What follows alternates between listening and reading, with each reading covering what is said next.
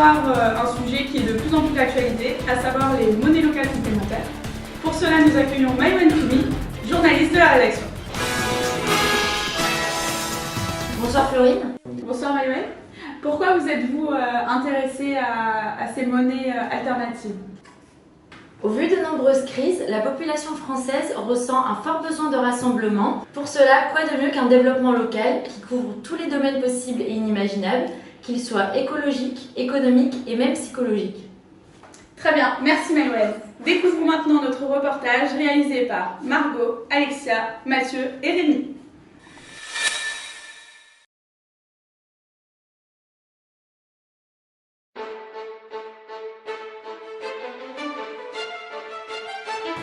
Aujourd'hui, le monde est rythmé par de nombreuses crises et ralentissements de l'économie. Celles-ci entraînent de nombreuses récessions et une stagnation des échanges monétaires. Mais un jour, un économiste nommé Silvio Gesell eut l'idée de créer une monnaie locale complémentaire, dite alternative, afin de multiplier les échanges monétaires. Une devise monnaie locale complémentaire circule beaucoup plus vite. Ainsi, les échanges sont ravivés, ce qui donne un coup de fouet à l'économie locale. Connaissez-vous les monnaies locales complémentaires ? Les monnaies complémentaires. Non, pas du tout. Mais alors comment fonctionnent les monnaies complémentaires ? Pour vous expliquer cela, nous allons prendre pour exemple la roue, la monnaie complémentaire mise en circulation dans la région PACA. Par exemple, Jacques souhaite acheter son pain en monnaie complémentaire, la roue. Pour cela, Jacques se rend à un bureau de change, la nef ou le crédit coopératif, afin d'échanger un billet de 5 € contre un billet de 5 roues. Ce processus permet d'alimenter un fonds de garantie destiné à financer des projets locaux. Ainsi, Jacques peut alors acheter son pain dans une boulangerie acceptant les roues. Le boulanger pourra alors se rendre au restaurant, payer ses fournisseurs ou aller chez le coiffeur en utilisant cette monnaie complémentaire. Ce processus de monnaie locale complémentaire favorise les échanges de proximité, permet de défendre les principes de l'économie sociale et solidaire, mais également de dynamiser l'économie locale par le biais de la conversion bonifiée. En effet, la conversion bonifiée donne un taux de change avantageux aux utilisateurs de la roue. Par exemple, Jacques, avec son billet de 5 €, aurait pu recevoir 10 roues. Pour avoir plus d'informations, nous avons décidé d'aller à la rencontre de spécialistes dans le domaine des monnaies complémentaires. Parce que pour nous, une monnaie locale, c'est pas un jeu de Monopoly. C'est pas juste des citoyens qui vont se mettre ensemble et qui vont dire on imprime des billets et on joue au Monopoly, parce que ça fait rien, si ce n'est se faire plaisir à soi-même. Ça fait rien au niveau du développement économique local. Partout, il y a des monnaies locales se sont créées dans l'urgence pour répondre à une urgence économique d'assèchement monétaire. Comme en Grèce, comme en Argentine, si on remonte un peu dans le temps, ou pendant les années 30 en Allemagne, partout. Ces monnaies ont disparu très vite derrière parce que c'était juste un outil pour répondre vite à l'urgence, mais qu'il n'y avait pas une construction dans le long terme de qu'est-ce que ça peut apporter au développement durable, enfin au développement local durable. Qu'est-ce qui vous a plu en fait dans ce projet-là ? C'est plutôt point de vue éthique, solidarité, ou c'est un point de vue économique Alors, la première chose, c'était essayer d'expérimenter un nouvel outil alternatif pour développer l'économie locale.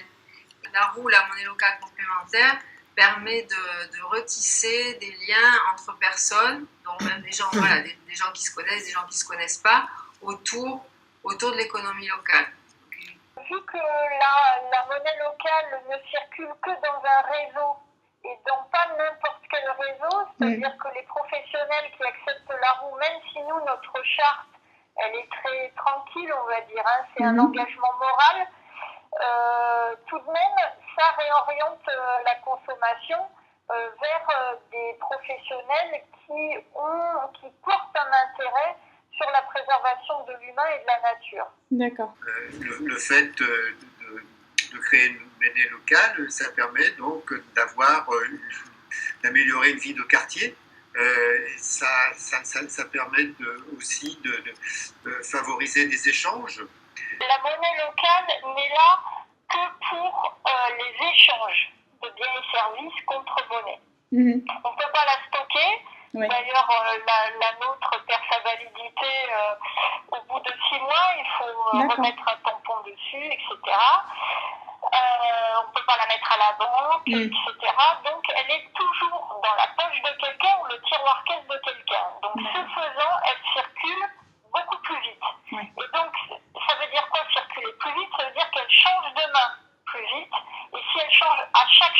a, il y a un chiffre d'affaires et donc un bénéfice accolé à ce chiffre d'affaires. Donc, avec la monnaie locale, il y a plus de chiffre d'affaires réalisé qu'avec des euros. On dit la richesse se crée quand la monnaie circule. Ouais. Est-ce que vous avez déjà eu quelques clients et combien à peu près qui vous ont réglé en roue? Est-ce que vous... Malheureusement, à part le SEV, donc l'association qui met en circulation la roue, non, parce que jusqu'à présent, mes clients n'étaient pas locaux.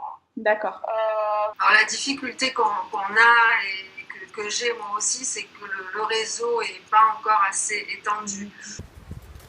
Vous l'aurez compris, l'intérêt pour les petits commerces de rejoindre le système des monnaies locales complémentaires réside dans le fait de favoriser les échanges et les multiplier, créer un lien social, financer les projets locaux responsables et multiplier le chiffre d'affaires des commerces adoptant le système. Cependant, le système n'est pour le moment pas assez développé, par manque d'établissements acceptant la monnaie locale complémentaire et par manque de notoriété.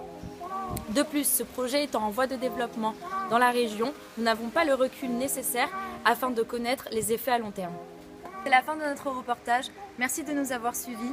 On remerciera également François Denis, Eva Leco, Anne Di Michelis et Pascal Reder. On se retrouve bientôt pour un nouveau numéro de Complément d'enquête.